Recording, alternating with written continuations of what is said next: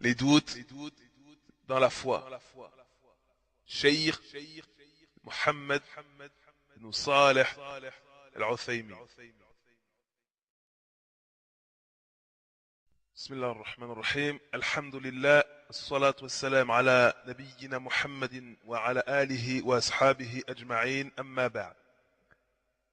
Question. Un jeune homme commettait beaucoup de péchés, puis il s'est repenti et s'est attaché à la religion, et il appelait les gens à la religion d'Allah. Mais les démons, al-shayatin, lui insufflent qu'Allah n'existe pas, que le messager d'Allah, sallallahu alayhi wa sallam, n'est pas véridique, que les compagnons ne sont que des légendes. Sera-t-il châtié pour ses pensées? Réponse.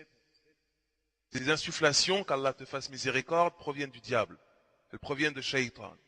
Il les insuffle dans le cœur des croyants comme cela est arrivé aux compagnons lorsqu'ils sont venus se plaindre au prophète sallallahu alayhi wa sallam en disant « Parfois nous éprouvons des choses pour lesquelles nous préférerions tomber du haut des cieux ou être brûlés à l'état de charbon plutôt que de les prononcer. » Le prophète sallallahu alayhi wa sallam leur dit « C'est cela la foi claire, c'est-à-dire la foi pure, sincère. En effet, c'est un signe d'une foi sincère. Pourquoi ?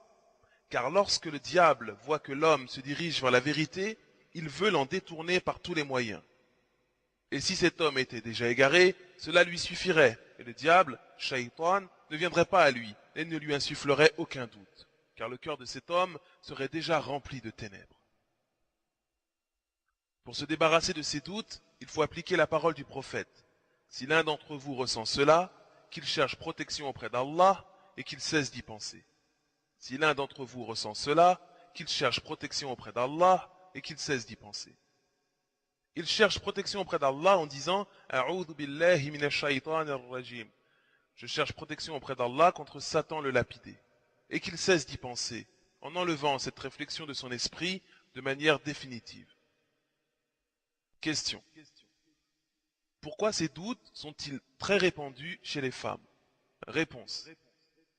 Généralement, à cause de leur faiblesse et de leur amour pour l'obéissance et le bien. C'est l'amour du bien et la volonté d'accomplir parfaitement les adorations, associées à une faiblesse dans la défense, qu'ils font qu'elles sont plus touchées par cela.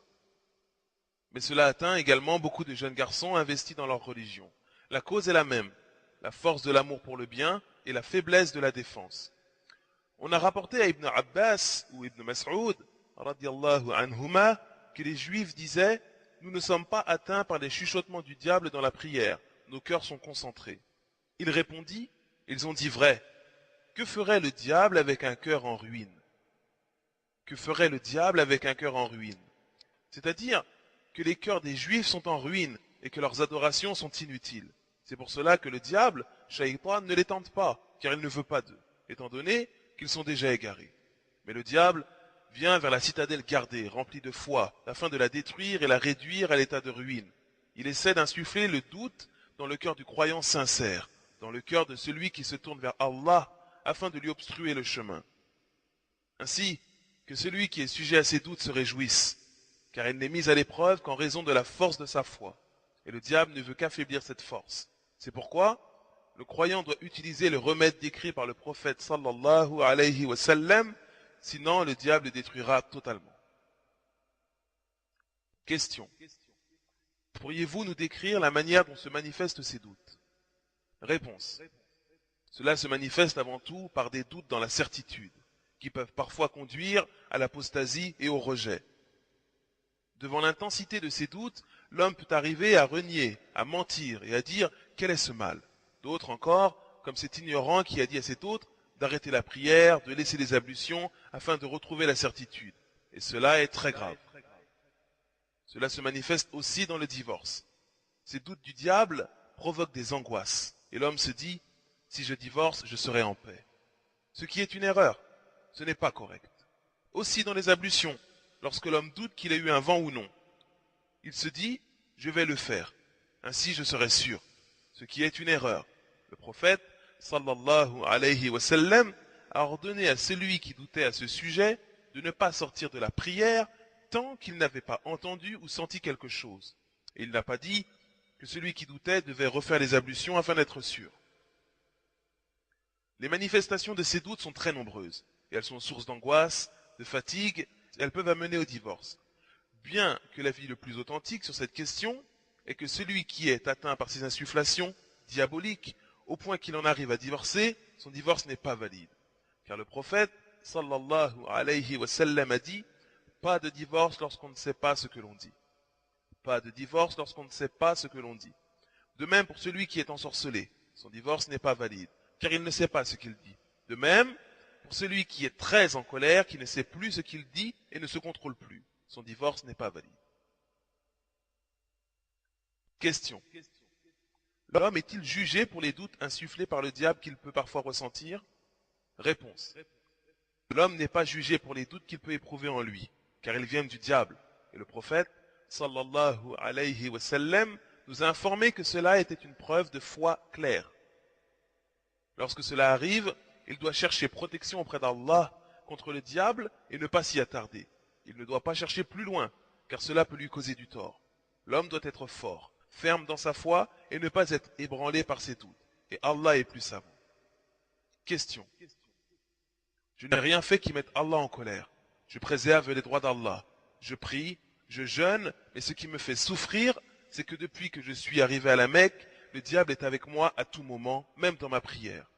Il me dit que je suis parmi les gens de l'enfer, que tout ce que je fais ne sert à rien.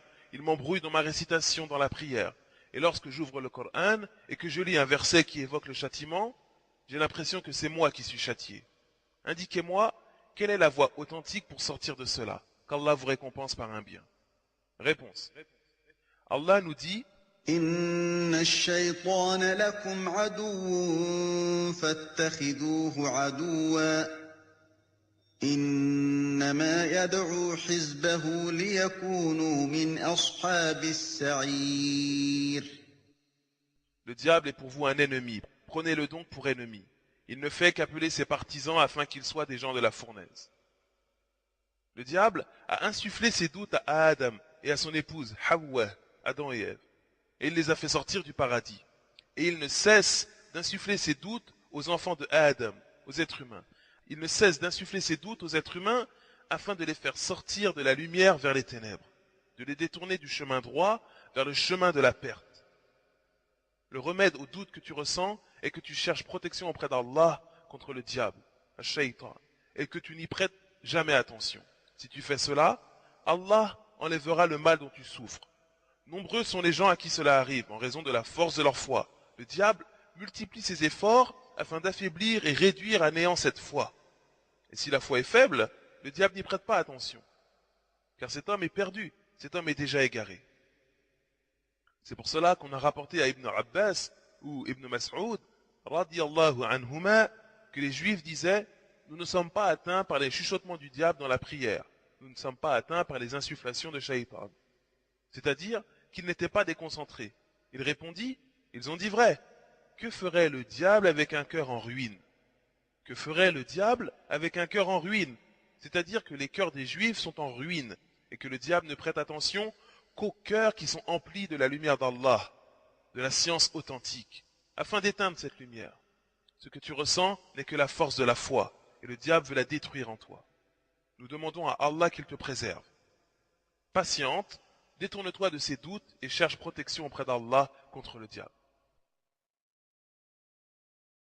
إن الشيطان لكم عدو فاتخذوه عدوا إنما يدعو حزبه ليكونوا من أصحاب السعير.